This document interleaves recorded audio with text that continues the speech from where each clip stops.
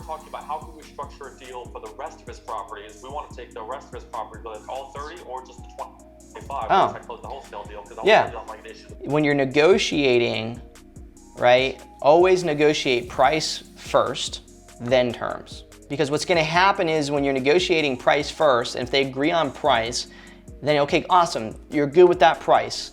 Now we can negotiate a term and how he's gonna get that dollar value. Think about it when you go in to buy a car. They wanna get you to a price a month, and then they negotiate with you on how you're gonna actually pay that, whether it be, you know, give $3,000 down first, and then you can get the $300 a month, or whatever it is. They always negotiate price before terms. Right? So what you need to do is you need to first, before you spend all your time trying to figure all this shit out, you need to just go to the seller and say, hey, quick question. If we could, would you be open to actually selling your whole portfolio now? Because there is no benefit to him besides the fact that he's old, which isn't his fault, right? To him selling to you versus, you know, keeping them. He's got more security on not. So what you come up with to handle his objections later is different, right? Hey, I mean, let's be honest here, and I know this isn't an easy thing to talk about, but you're in your 70s. Let's say you live another 20 years. Okay, over the next 20 years, if you're making right now $15,000 a month, right, times 12, right, that's $180,000 a year. And if you, for whatever reason, live another 20 years, you know, that is equivalent to 3.6 million. That's what you're gonna make. I mean, and that's truthful. But these properties are gonna have repairs, they're gonna have this, that, and the other. Be 100% transparent and truthful with the property. You're not gonna be able to pay 3.6 million for these properties. But he's gonna make 3.6 million. He's not gonna last 20 years probably though. He's gonna be 90, right? He might last maybe another 10 years or so. He might make another, and that's if 15,000 a month is an accurate number for the portfolio.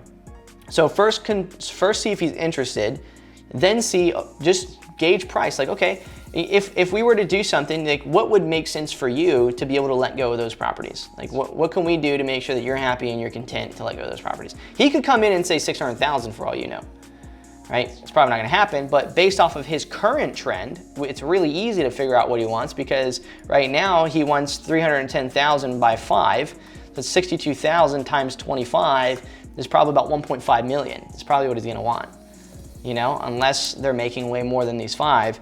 But if it's 1.5 million, right, that he ends up wanting. Which is right about what we have the tax assessment value at.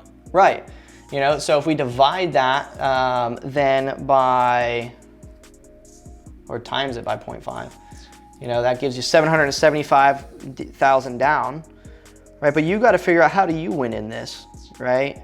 Because there's a few different ways that you could. There's you picking up a few of these properties. There's you just adding a good wholesale fee on top of it. There's tons of different things in it, but if you tell somebody, hey, I'll give you 50% down. Why he would give 50% down is beyond me first. Like you should never, ever go to a closing table or to a negotiation saying, hey, I know you want to sell, but I'll give you 50% down, I'll shove it in your face. Like that is like this is not the way you want to go about that, because the dude could be okay with 25% down. Like, why would you give up money if you don't need to when we don't even know if he wants to sell? It's kind of like, there's like a lot of desperateness involved there, right? And depending on how this man is, I mean, he's probably a blue collar, you know, guy who's got a lot of money now because he's picked up these properties over the last, you know, X amount of years, you know, and you probably can sniff out desperate, right? So we don't want to come at it desperate. We want to come at it from the approach of like, okay, we think he's probably going to want about 1.5. Let's validate that by seeing, is he interested in figuring out what he'd be wanting? Okay, if he's 1.5 and he said, and he's okay with that, let's try and negotiate it down a little bit more. It's like, hey, you know, I'm buying a whole, you know, package here, a good amount of it. You'll be able to live the rest of your life off this money. If you were to make, you know, reinvest all that back in the stock market, it makes 10% a year. Like, you literally are going to make $100,000 a year off this money, and you'll never have to work again anyway. And you don't have to worry about all the properties and the tenants and everything else, right? So again, just figure out if he's interested, figure out roughly what he wants, negotiate price for the package, and then terms. Okay. Because if he ends up saying, okay, I'm good at 1.3 million. All right, sweet. I'm good at 1.3 million. Awesome. Now let's talk a little bit about terms. I think we can do 1.3 million. You know, is it something that would interest you so that you can make more and not have to leverage the pain points, so you don't have to pay taxes on all 1.3 million? What I could do is I could actually pay this, pay this over, and I'll actually give you, I'll actually pay you interest, so you'll actually make way more over the course of time off of interest than on this whole portfolio. Then you don't got to deal with the tenants, then you don't got to deal with the repairs, and we'll give you a good chunk of money up front. Plus, then the rest will do over payments. That way you don't have to pay as much in taxes. And you can structure that down payment in accordance to with the tax bracket. Say, what is your tax bracket now? Because you can assume if he's making $15,000, a month right now off of his properties times 12, he's only making $180,000 a year off these properties. So his tax bracket is not in the highest. Like he's not paying 30% in taxes. Because he also has these 30 properties, depending on how long he's had them, he's also depreciating these properties as well. So at $180,000 a year in income, you could try to leverage and say, hey, if we give you too much down though, it's gonna pump you in this first year in the top tax bracket, which is gonna be probably 30%. So maybe it would be better if we pay you a little bit more in interest potentially now, and then each year we give you a balloon to keep you just below that, that tax bracket. So maybe if he's making $180,000 a year right now, he's not gonna have to worry about that next year. So this year you'll give him, like $90,000 down, and then next year you'll give him $250,000, and then the year after that $250,000, or even smarter would be each year you give him $180,000. If that's what he's pulling, that's our entire rent. So how would we cash flow off of that? Well, that's the point.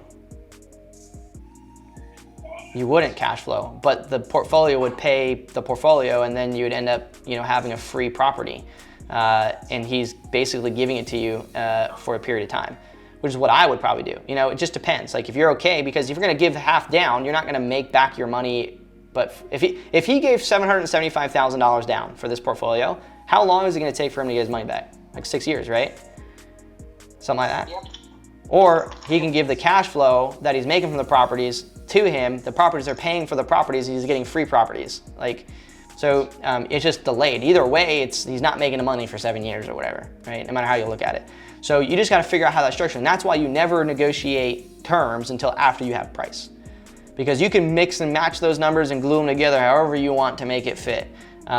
You can bring in external money, you can bring in private money, you can bring in owner financing, you can do a bunch of shit.